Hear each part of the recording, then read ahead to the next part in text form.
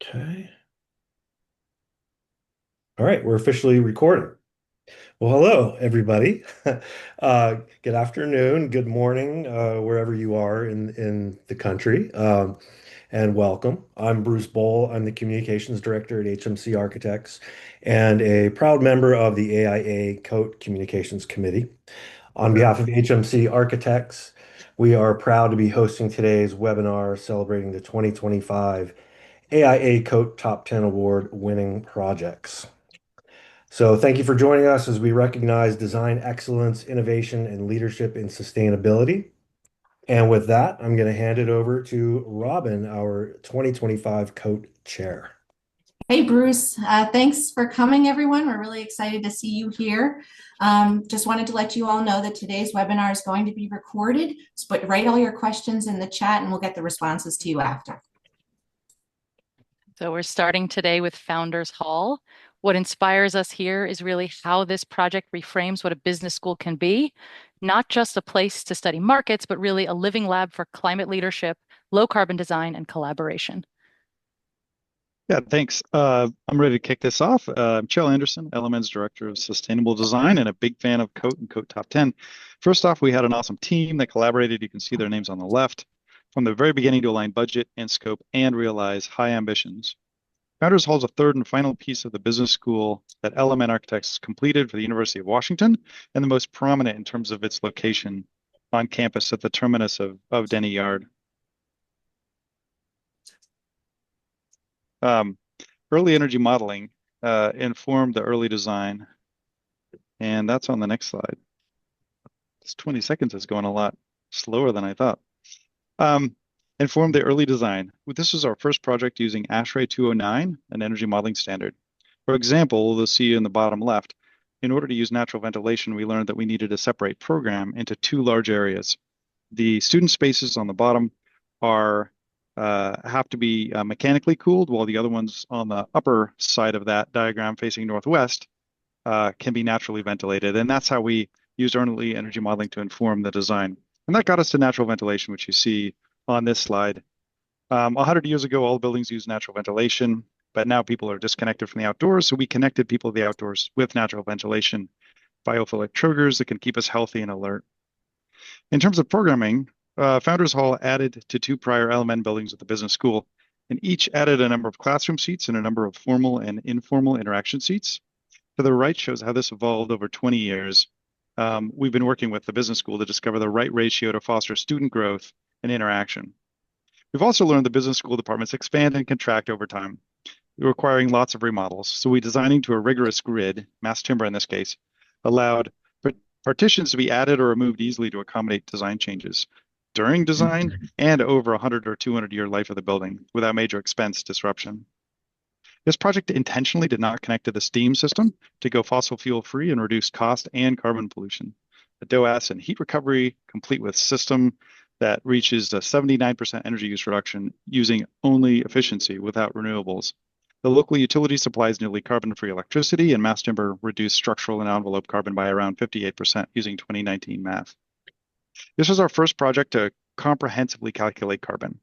The bottom left shows where we ended up. With efficient envelope and systems, fossil fuel-free, near-zero carbon electricity, and mass timber, we discovered that LEED tracked less than half of the carbon pollution on this project, which caused us to ask ourselves, well, what aren't we tracking on other projects? It's proved to us that no carbon neutral buildings probably existed because there's a lot of stuff we don't do. And that started a 3-year investigation into the path to zero carbon. QR code is on here. It's a free online series that a lot of architects are using, engineers and developers are using in-house for training on carbon in the built environment. We're going to, in the next 3 slides, focus on economy. It fit all the performance except for the mass timber into the original budget. We used a target value design, TVD process, from the very beginning to align scope and program and figure out how to fit all this within a developer budget. The envelope is a workhorse of the mechanical system. With the 79% energy use reduction, we were able to use simple electric resistance in some areas because the envelope retained heat. You can see the amazing near passive house air tightness was due to great collaboration during design and construction. And the great envelope also reduced the size and cost of the mechanical system and the embodied carbon of the mechanical system. To further economize, we explored combining some program areas. This included taking some classrooms and actually combining them and designing them for two purposes, which reduced how much we had to build and the cost of how much we had to build. Note that the space in there is in a concrete structure within a mass timber building, since we couldn't fit the large number of A occupancy within that. Nearly 30% of the dollars on the project went to business equity enterprises, exceeding the client goal of 20%. And the artwork for the project was completed by Coast Salish artists, as well as a piece relocated from the prior building. Attempting to mimic within Ecology campus, the pre-development forest habitat, GGN designed using 100% native trees and plantings that required minimal irrigation, even during our summer droughts, which include many areas designed to hold stormwater during our rainy winters.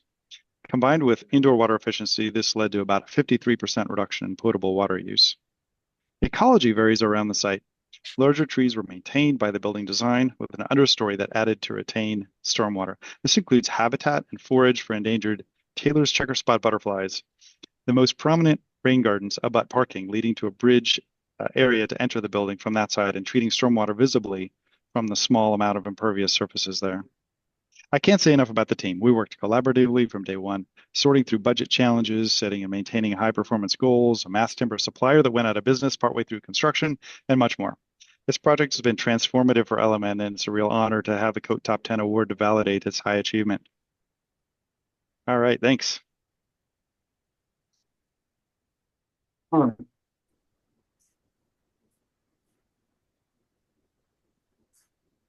Next up, we have Project 2, moving to a workplace designed around peace and human connection.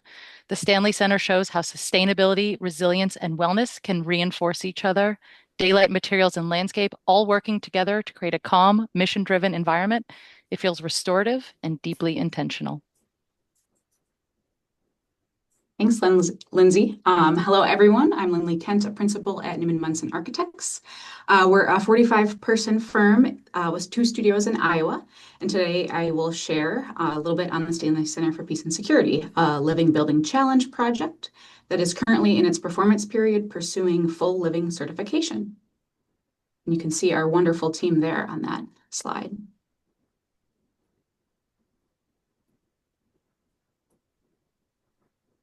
All right, so the Living Building Challenge is both a philosophy and a certification, asking what if every act of design made the world better.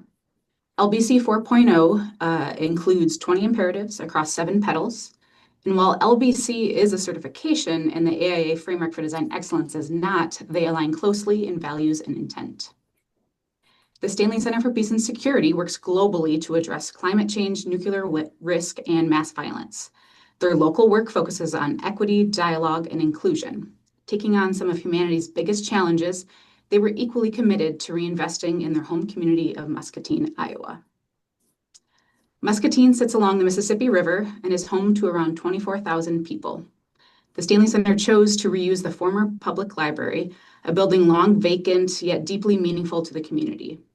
While the structure itself wasn't cherished, the idea of learning, gathering, and civic investment absolutely was. When we began, the building had a deep floor plate, limited daylight, and a roof that couldn't support urban agriculture. By carving out a central courtyard, we unlocked daylight, created outdoor space, and made room for food production. One move that helped satisfy multiple living building challenge imperatives. The courtyard now supports urban agriculture, improving occupant health, and serving as a community resource to the neighboring food pantry. Ecologically, it creates an oasis in the downtown core, supporting principles of agroecology, biodiversity, and a daily connection to nature in an urban setting. The project is designed to achieve net positive energy and net positive water through integrated systems and on-site renewables. Under the Living Building Challenge, that ambition must be verified through 12 consecutive months of real performance, raising the bar beyond modeled expectations. What's unique is how these systems extend beyond the building. We retrofitted neighbors' fixtures to offset wastewater and designed solar canopies that provide both energy and shelter, turning infrastructure into shared community assets rather than isolated technical solutions. Reusing the existing structure significantly reduced embodied carbon while honoring local history. Material choices, transparency, and advocacy through the Red List helped advance industry conversations, demonstrating that preservation and performance can move forward together.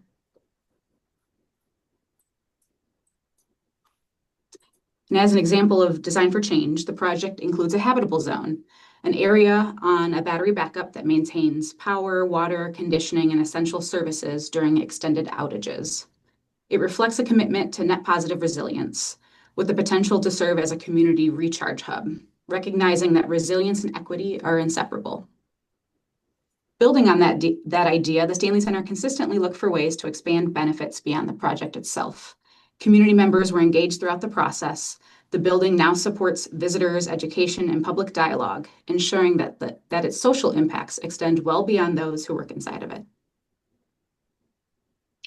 So, going to run through a number of lessons here. So one key lesson from the project is the importance of starting with place-based workshops, like the LBC Biophilic Workshop.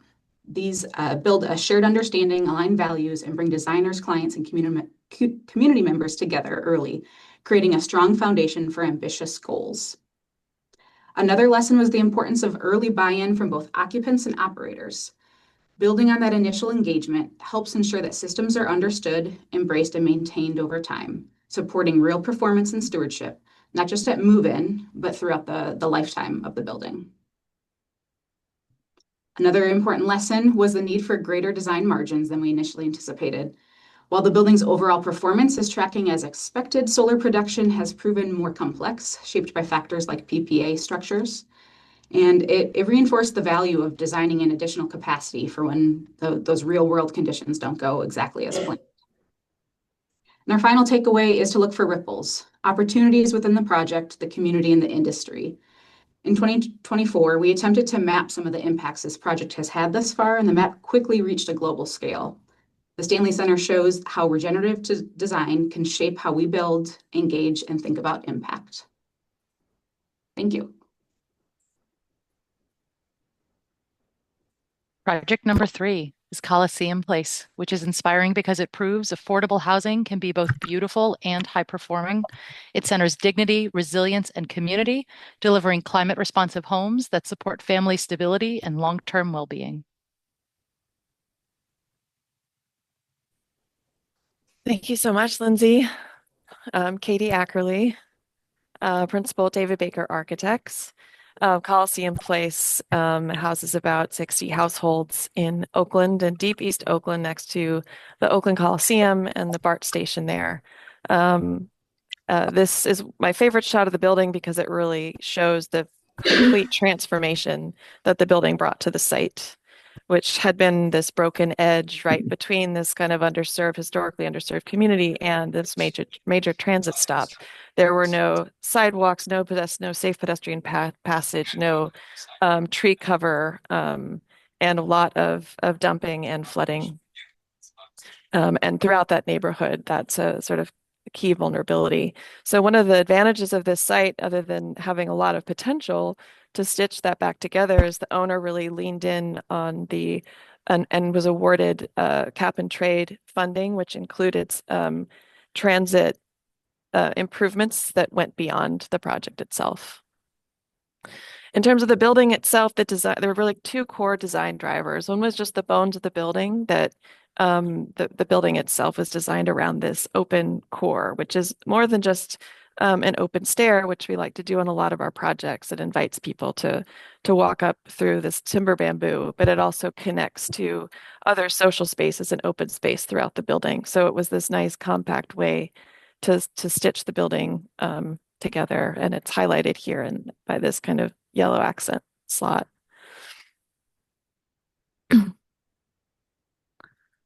It's also where our innovative water heating system lived, and this is the fabulous view to the East Oakland Hills. My personal favorite is an Oakland native, just the 6th floor laundry room.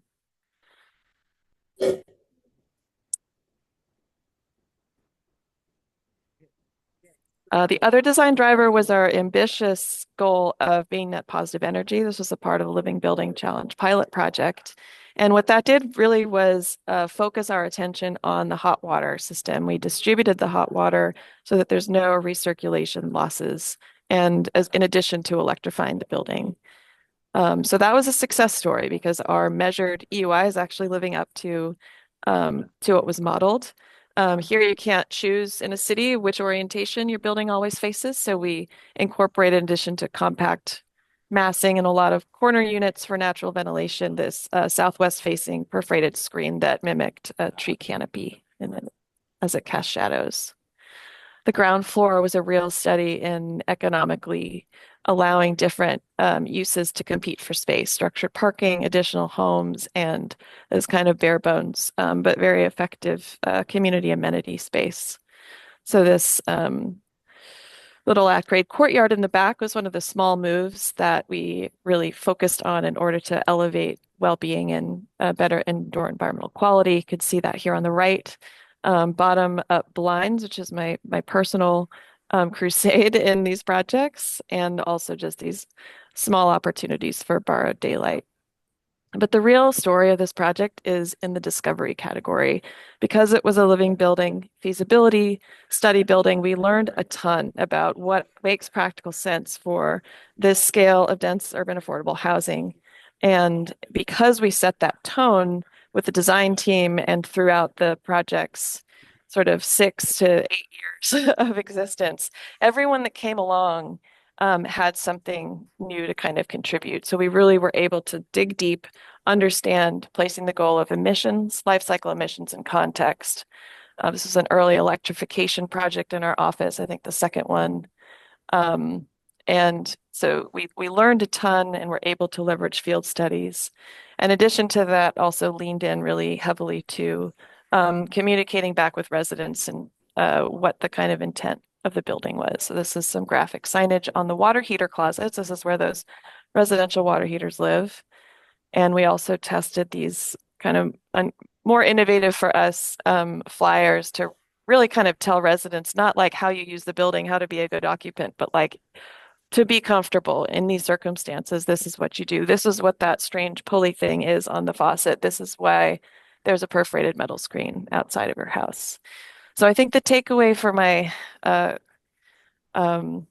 colleagues, if they're attempting something like this, is I think I want to push the living building challenge, not because it's necessarily I find an appropriate goal to sort of check the boxes on, but because it had that power of setting a tone of care for the project. Thank you. Thanks, Katie. Project 4 is John Lewis Elementary School is really all about joy. The design prioritizes daylight, health, and belonging, creating a space where kids can truly thrive.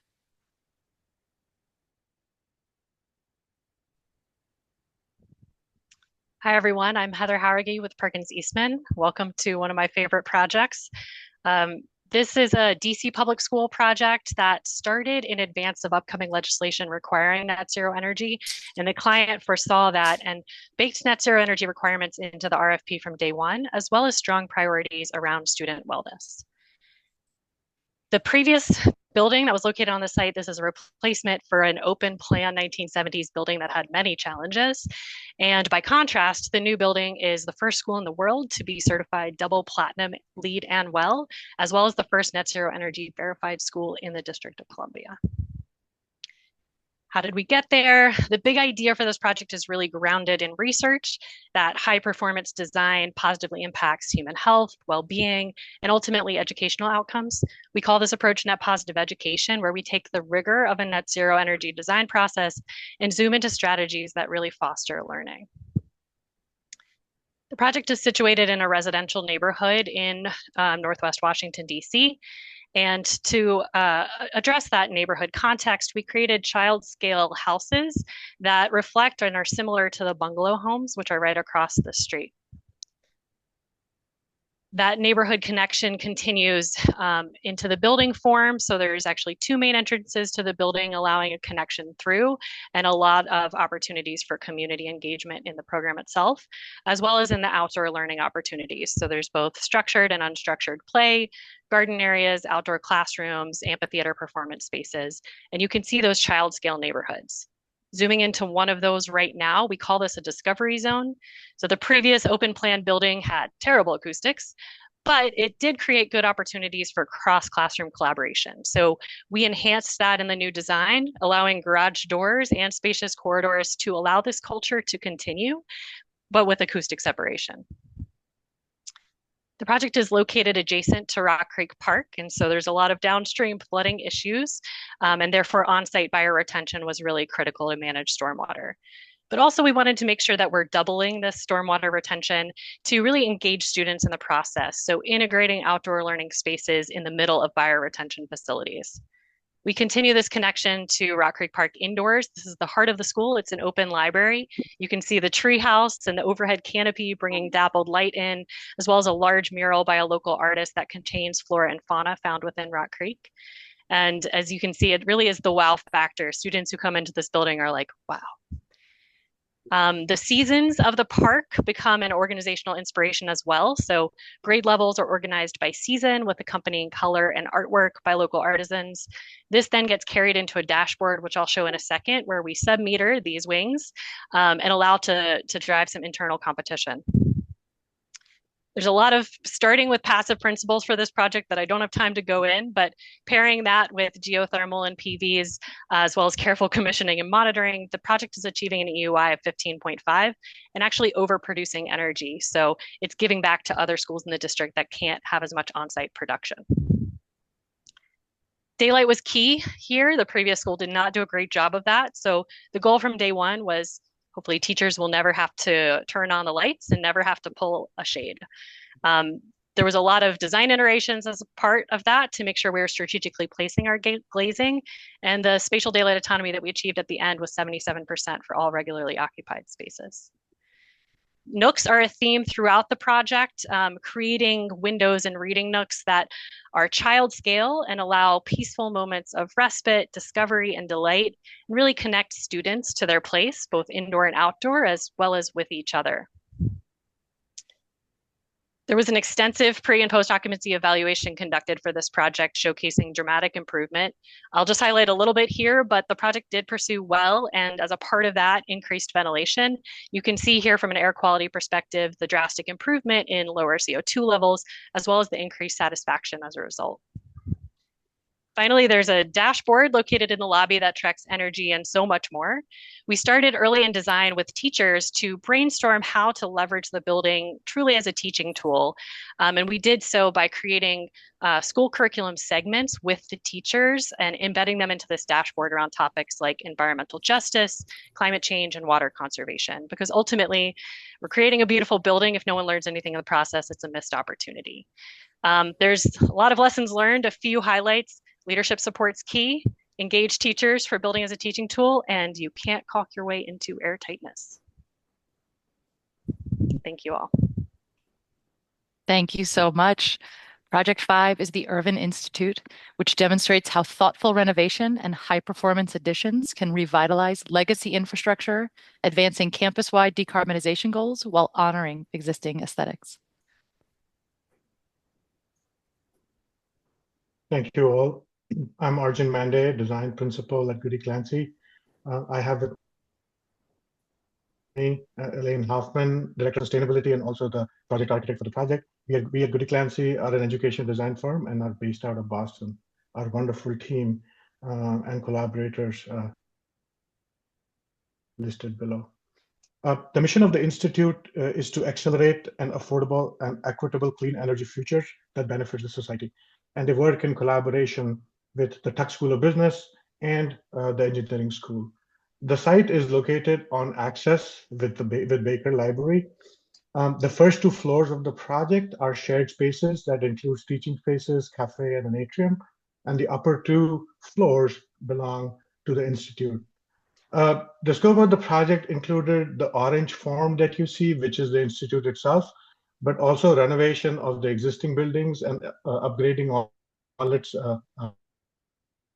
the atrium sits in the middle that essentially creates community for this western part of the campus, and the beacon of glass is that connection that captures the campus, the access. Once it's inside, you kind of arrive at this atrium space, This atrium is wonderfully daylit and is essential part of the natural ventilation system and the daylight. It very quickly has become one of the favorite spaces on this side of the campus. An example of a teaching lab with large windows,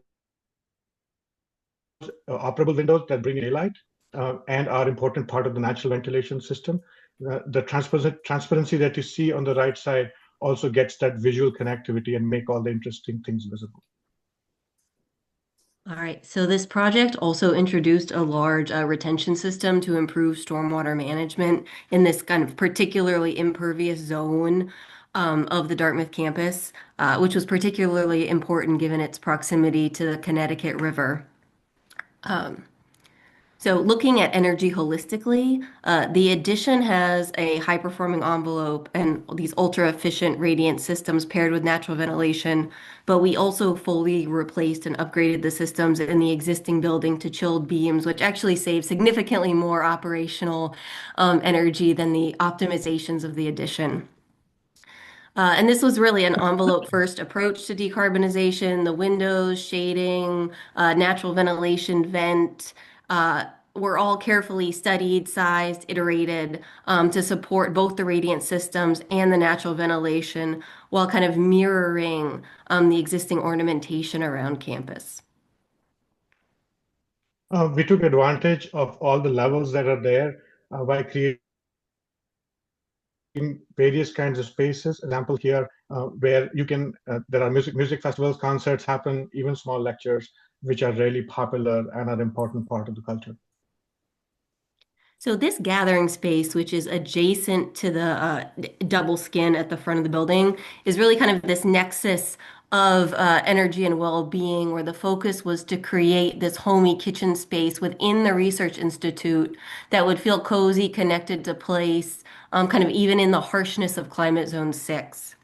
So this is the main entry lobby that welcomes visitors into the space, anchored on one side with a cafe and other side with the campus sustainability office, which were both intentionally placed as magnets for undergraduates into the building.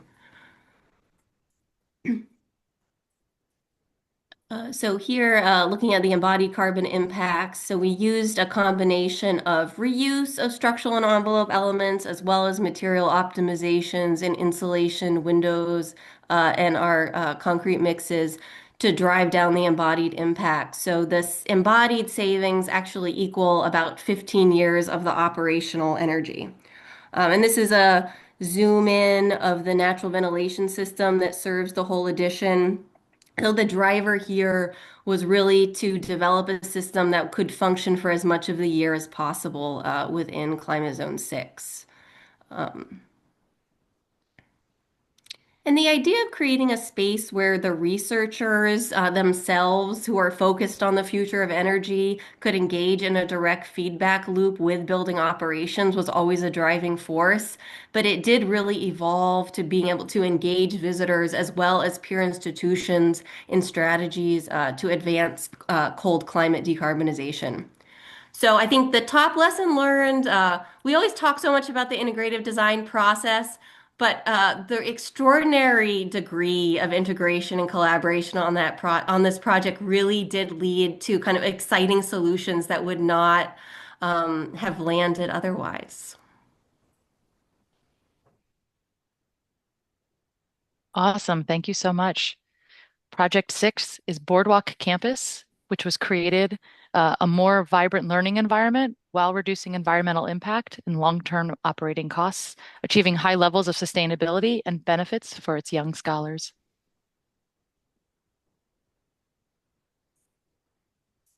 Hi, I'm Kate Babrisky, the Director of Building Performance at Arrow Street. Boardwalk Campus is home to 2 public elementary schools and a preschool. The project derives its name from the boardwalk that you can see connecting the north and south parts of the site. Not only does the boardwalk serve the building, but it connects the communities on either side of the brook, the pedestrian access to the retail corridor. We built the new fully accessible and covered boardwalk using existing piers to prevent disrupting the wetlands. Each of the schools has its own entrance with defining signage and color that you can see. It continues onto the interior from the exterior, creating unique identities for each of the programs.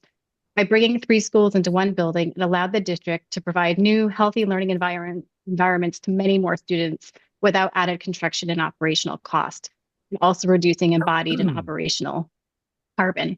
Each school has its own classroom spaces, and they share large multi-purpose spaces such as the commons, the library, cafeteria, and gym, and exterior spaces. This allowed significant reduction in the size of the building and the operational costs and everything that comes with it, maintenance, utilities, personnel. The driving goals of the project were net zero energy, net zero water, and healthy indoor environment. The project was built for the same cost as non-net zero schools in Massachusetts, proving that these goals can be achieved by all public schools in the Commonwealth. The energy performance was verified and continues to operate well below the energy model predicted use. The goals of the project were established through a robust engagement process. We brought all of the community and school stakeholders together early to understand what was possible for this project. And ultimately, it was about demonstrating how the desired outcomes, such as supporting occupant health and reducing cost and financial risk, could be achieved through these goals of energy, net zero energy, and net zero water. There are many sustainable aspects to incorporating all the measures of the design excellence framework. Specifically, the envelope includes dynamic glazing, addressing glare and heat gain simultaneously, also using passive house as a goal for air leakage that we tested and confirmed in construction. When designing for low energy, we first looked at the passive principles, massing orientation, and envelope before looking at HVAC systems. Occupant engagement that we've been doing for many years is really a critical piece in this because they are the ones that are going to impact the most of the uncontrollable loads during operations. And of course, pairing that with on-site geothermal, solar PV, and energy storage. On the water side, 85% of the use is really non-potable use when we're talking about a public school. So we made sure that we were reducing that by collecting rainwater and reusing it on site. Healthy indoor environment focused on several different elements. We looked at specifically lighting, acoustics, and furniture that really is meeting all of the different needs of the various student populations. And a displacement ventilation system was used that increased both the indoor air quality, but acoustics and thermal comfort as well.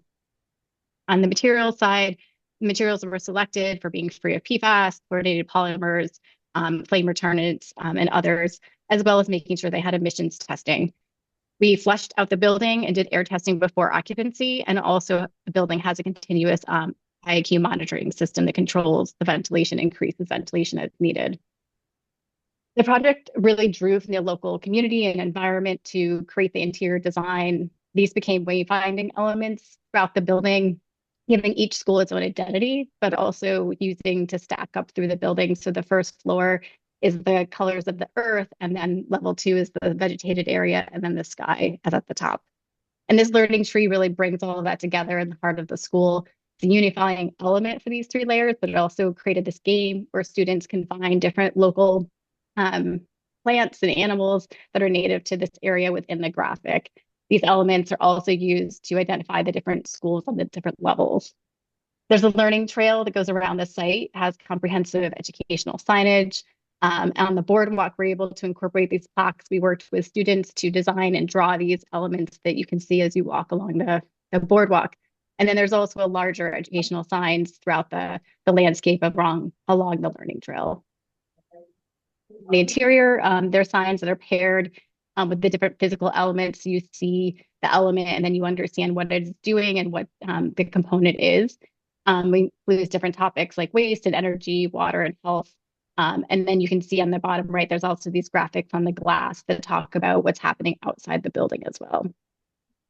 So lessons learned and recommendations is really all about the engagement process, engaging all the stakeholders early, but also making sure that you're continuously going back and having this feedback loop so they understand what's being incorporated into the building throughout the design process, the construction process, and even afterwards. We find it's really important to kind of remind people, especially in the public school and municipal world, of why this project was done and how it's continuing to save not only money, but also bringing the community together and making it a great community asset for them to all use.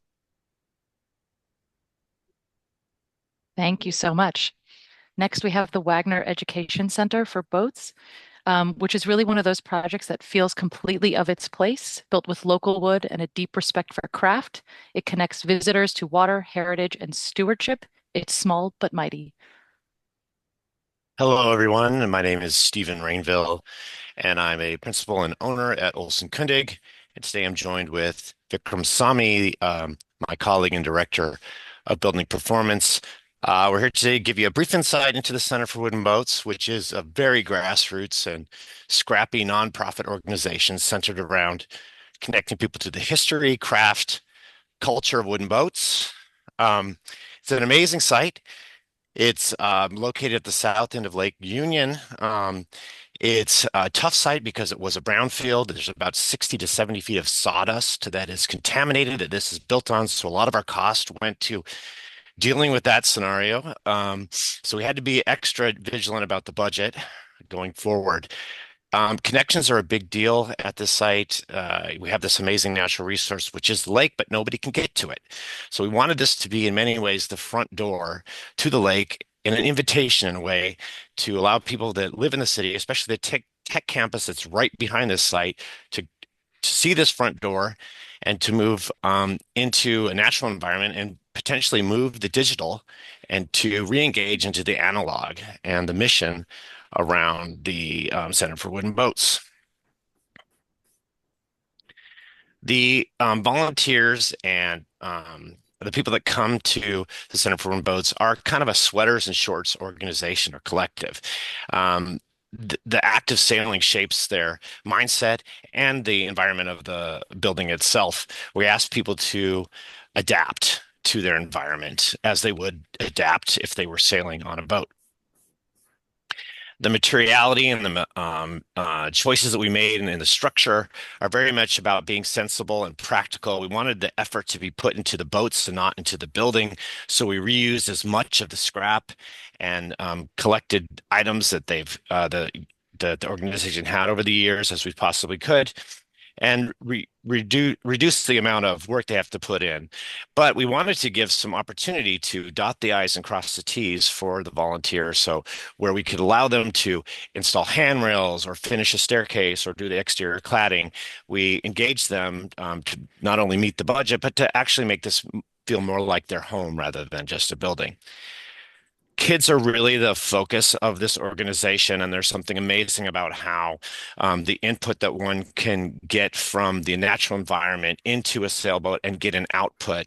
And to see that on a one-to-one basis connects kids back to why we're all here and the connection to the environment.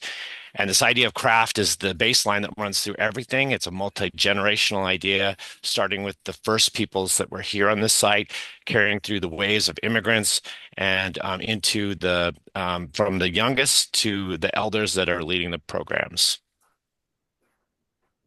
Yes, so Stephen talked about this idea of sailing, and the building is something that you can sail as well. So it can be trimmed for both climate and time of day. You can open up the skylight to use night flush ventilation. That south facade, you can drop the shade when you need to shade it. In the wintertime, you can pull it up. And that south facade is completely operable, both the shades and the windows. And interestingly, it's actually operated on a boat winch, which is pretty cool. And the building is passively cooled, so the windows and shades are the cooling system. And comfort is achieved in this building through participation. So no cooling system. And the operable shades provide sun control for thermal and visual tasks, but they also provide an important function for the boat building in the sense that they slow down the curing of the boats. So it allows them to dry slowly over time. Now, because the building is completely naturally ventilated, no cooling system, we wanted to monitor its performance over the summer. So we actually embedded 14 hobo data loggers through the building to measure temperature and light. And what we found was that the temperature rarely went above the ASHRAE adaptive comfort zone. And when it did, it was outside occupied hours after 6 p.m. We also sent out roast surveys twice a day over the entire summer. And what we found was that most users had an 80% or higher satisfaction rate, which is what you would expect from an HVAC conditioned space. The building has a 40 kW PV array and it produces more electricity than it uses. So in terms of lessons learned, one of the big ones is that engaged participants can actually drive down the performance better than an energy model. This building actually far outstripped its energy model performance by quite a bit. And that's because of the engagement of the users. And thanks. Thank you so much. Yeah. Project 8 is the College of the Atlantic Davis Center for Human Ecology, which is a powerful expression of the college's mission, interdisciplinary learning rooted in place, ecology, and environmental stewardship. Hi, I'm Timothy Locke of Opal, coming to you live from the Davis Center for Human Ecology in Bar Harbor, Maine. A 29,000 square foot mixed-use academic building with labs and teaching greenhouse and painting and drawing studios, designed and collaborate in a collaborative project team for an intentional community, place, and way of learning. Everything follows from that ethos.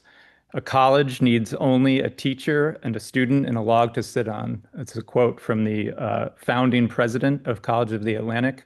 And there is no separation between theory and practice here. So the building couldn't be a neutral container. It had to actively support learning and working together.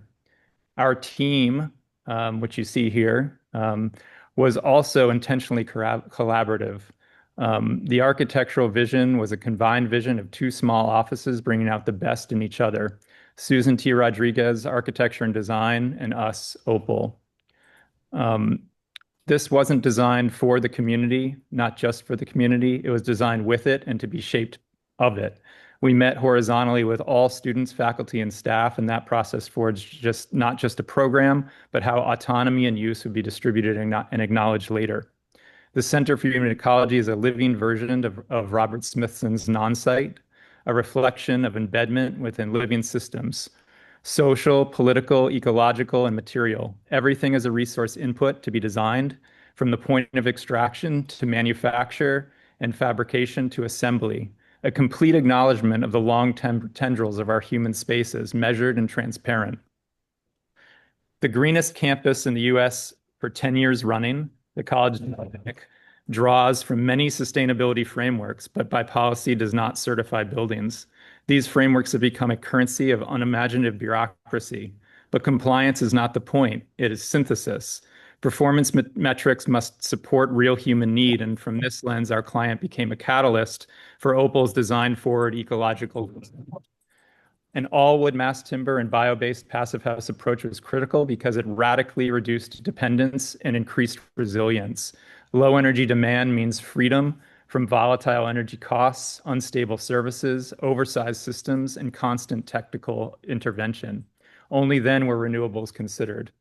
With a goal of independent use and operation achieved almost entirely through a student-staffed buildings and grounds team, simple, often unfinished and manual systems are core to the concept. They reflect the belief that restraint is a social choice, open, non-bureaucratic, and full of possibility, one that increases long-term institutional stability and curiosity. Resourceful simplicity manifests itself through both academic and social community building.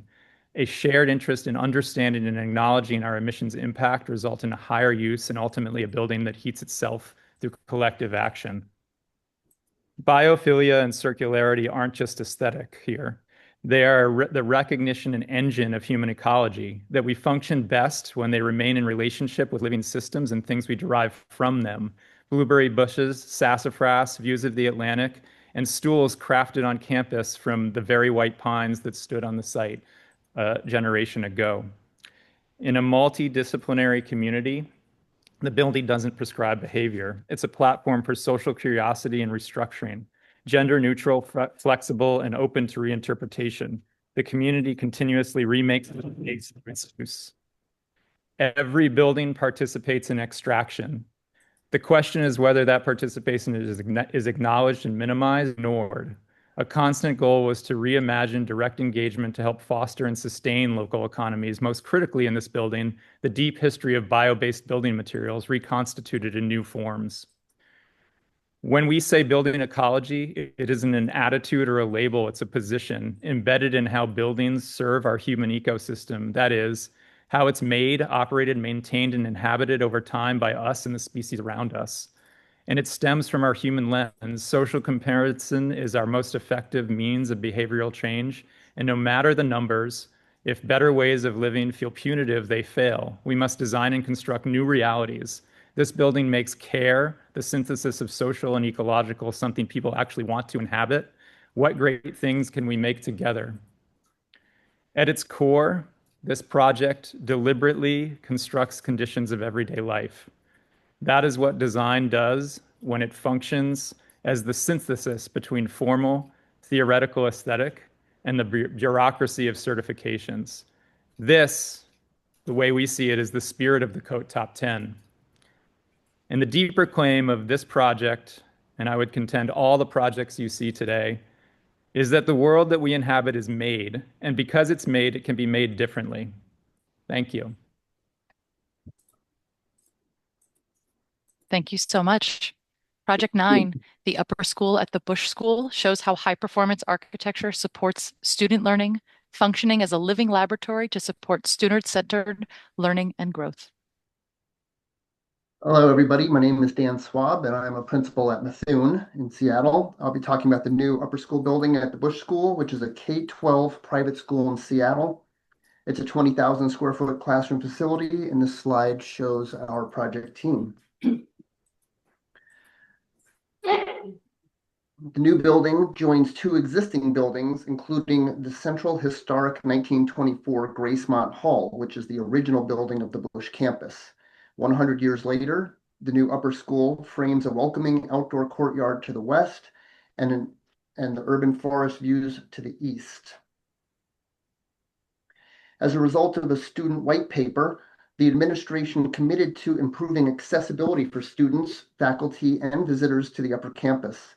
Our design introduces an elevator to address the 18 feet of vertical grade change between the upper and lower campuses. The building was designed for zero net energy, salmon safe, and passive house certifications. Low energy demands coupled with a high performance building envelope and on-site renewable energy have yielded actual measured energy use intensity at minus 2.5. The preservation of significant exceptional trees helped limit heat gain, support ecosystem health, and strengthen students' connection to nature. Beyond protecting existing trees, the project also restores the historic Olmsted landscape corridor using native plant species. This is the first school certified salmon safe, a standard protecting water quality and salmon habitat. Its on-site stormwater collection system treats and collects runoff and reduces outflow volumes. This protects salmon habitat by protecting overloads to the city's combined storm and sewer system. We designed a large all-school gathering space in the lower level and flexible indoor-outdoor learning spaces above. Breakout study perches at the ends of each corridor offer views, while the post and beam structure allows classrooms flexibility for future. Mass timber provided a perfect complement to support FIAS and net zero energy goals with a low embodied carbon strategy. By utilizing a mass plywood panel system for structure and interior design elements, the project helps to catalyze greater change in the region by proving the effectiveness of this emerging technology. The structural strategy also allows a strong connection between students and nature. The biophilic properties of natural wood help promote wellness and mental health, and the open space capabilities of mass timber allow generous daylight and views at strategic locations to connect users to the surrounding urban forest. Spaces like this student life center foster connections and inspire new discoveries. It is also designed to ignite change in the community and beyond through public building tours, sharing technical insights, highlighting sustainability, and advancing innovative school design strategies. Educational spaces must be responsive to students' diverse social and emotional needs. Balanced daylight, operable windows, biophilic carpet patterns, enhanced acoustic performance, and healthy natural materials further promote wellness and user comfort. The multi-purpose gathering space accommodates the entire upper school population. Excellent acoustic performance, adaptable seating and partitions, and enhanced mechanical filtration combine to provide a place of comfort for school events, as well as a community support space during external stressors such as earthquake, heat waves, and seasonal wildfires. The upper school is the largest passive house school in the Western US and the first in Washington state. An air and smoke-tight envelope, triple glazed windows, and heat recovery ventilation work together to slash heating and energy loads and make zero energy performance possible. To test passive survivability, we modeled a power outage during the 2021 Pacific Northwest Heat Dome event. In a code minimum building, the indoor heat index hit 117 degrees. In our optimized design, even on day 6 without power, indoor conditions stayed below 90, showing real protection during extreme heat. Key takeaways from this COPE Top 10 project include ensure an integrated design process from the start, the importance of mock-ups to ensure air tightness, passive house performance, have ambitious goals for energy, health, and water, and do the math to prove out successful strategies, and encourage your client to create a protected budget for sustainability that is not allowed to be VE'd. Thank you. Amazing, thank you. And finally, project number 10, Credit Humans Headquarters demonstrates what it looks like when an organization fully commits. It reimagines the workplace through sustainability, wellness, and collaboration. Yeah, thanks, Lindsay. I'm David Dalton with Kirksey, and I'm here with my wonderful colleague, Catherine Calloway, and we're here to talk about Credit Human, which was a collaboration we were fortunate to lead alongside our talented design team that you can see there. The project consists of 2 office buildings totaling over 300,000 square feet with a connected parking garage, and the project itself is really a story about values by aligning mission, people, and performance to prove that sustainability is not a premium, but it's a platform for purpose, resilience, and return. And that mission was pretty simple. Credit Human wants to help people create and maintain financial slack for its members, and the design team's responsibility was to translate that into building performance in the human experience. The architecture became a daily reinforcement of the mindset for values-driven design. So this was set in San Antonio's Broadway corridor. The campus engages an active urban fabric by acting as a civic participant. And the credit union's own internal community outreach processes, we utilize those in the programming of the building, such as the functionality of the kitchen, whether the building included a fitness facility, and even a community room that was on the first floor for the whole neighborhood to meet. The project was grounded by an amenity-rich 5th floor, and the floors 6 through 12 are flexible floor plates to create an ecosystem of spaces. The result is a highly performing office building and healthy and supports productivity, culture, and balances future agility. With meeting spaces tied to the core, the remaining space to the perimeter is flexible to facilitate future needs. In pursuit of ambitious energy efficiency goals, we tuned the building envelope to balance daylight access and mitigate heat gain. Window testing and thermal imaging was conducted near the end of construction, which was required by the owner to minimize air leakage and protect their investment over time. The closed-loop geothermal heat pump system was a tight fit under the project site. It's a rare strategy among developer-led projects in our region, but it provides many benefits. As shown on the right, the MEP systems are visible, woven into the design aesthetic. Keeping them exposed helped avoid waste and reduce carbon emissions. The 1 megawatt solar array was the largest on a US high-rise building at the time. Installed on a canopy system, it shades the roof while producing energy. As utility rates increase over time, the owner forecasted their investments across the facility provide a 12% annual rate of return. Managing water consumption is one way Credit Human is promoting resilience in the broader community. As with energy, we integrated water strategies on the occupant experience, such as these cisterns visible in the outdoor terrace. Irrigation is supplied by San Antonio's extensive recycled water system, one of the largest in the nation. Through careful coordination among the project team, over 140,000 gallons of reclaimed water capacity is provided. Most of it is in underground tanks, And some, as shown in the upper left, is in a 35-foot tall cistern that was repurposed from a nearby brewery and incorporated into the signage. Connected to the outdoor terrace, the employee dining area provides healthy food options from local vendors and a place for employees to build community. Thoughtful resource management is evident here, where recycling is accommodated, as well as an aerobic digester that turns food waste into liquid effluent. So we prioritize biophilic strategies, daylight views, and spectrum quiet and collaborative settings. Healthy air, balanced acoustics, visual comfort to reduce distractions and stress. And the workplace strive to be restorative, a place where people can do their best work, where architecture is in sync with culture.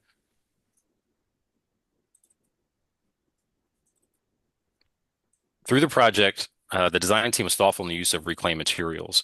We're able to reuse a heavy timber structure that was located 2 miles away from the G.J. Sutton building, which was named after the first African-American elected to the Texas State House of Representatives. We also strive to use less materials, keeping ceilings open, exposing concrete when appropriate. The material selection was curated through a team-developed set of standards, not bounded by one single certification process. Healthy materials reduce toxins, they elevate indoor air quality, and align with operational culture of care. This library space also provided a distraction-free zone for employees.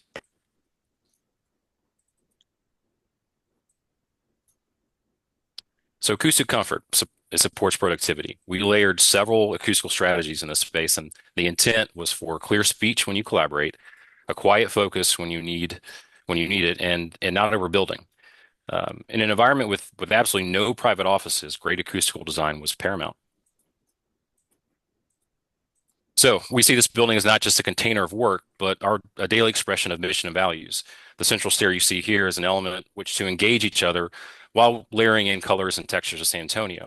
Credit Human demonstrates that high-performing buildings can pencil and be impactful, shifting the baseline for the future. Wow. Thank you guys all so much. This was amazing. I was just watching the chat. I think everyone is really energized by what we just saw. Thank you for joining us today. And thank you to everyone that presented these award-winning designs and their partners. I wanted to give a special shout out to Lindsay and Bruce for managing this effort. And this last slide is just upcoming events that we have at COTE. Kira dropped our COTE newsletter link in the chat. Feel free to check that out. It just came out today. Thank you guys so much for joining us. We really appreciate you coming. Thanks, Have a great rest of your day. Congratulations. Congratulations.